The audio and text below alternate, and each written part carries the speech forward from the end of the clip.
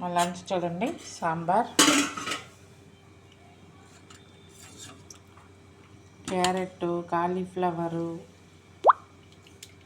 అన్నీ వేసి చేసాను. రాడిష్, టమాటో, బీన్స్ అన్నీ వేసి సాంబార్ చేసాను. ఇంకా బ్రేక్ఫాస్ట్కి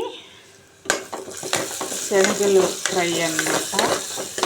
కొద్ది శనగలు అండ్ రాజ్మా. ఏంటంటే ఇందులోని పాలకూర, తర్వాత ఉల్లికాడలు వేసాను.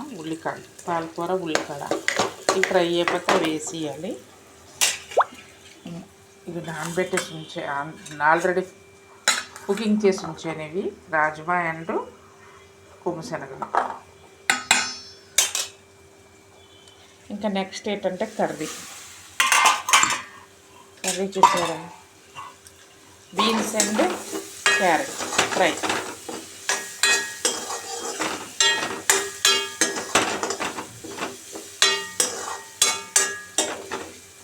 Beans and carrot fry curry. ఇంకా చాయ్ అవుతుంది టిఫిన్లోకి.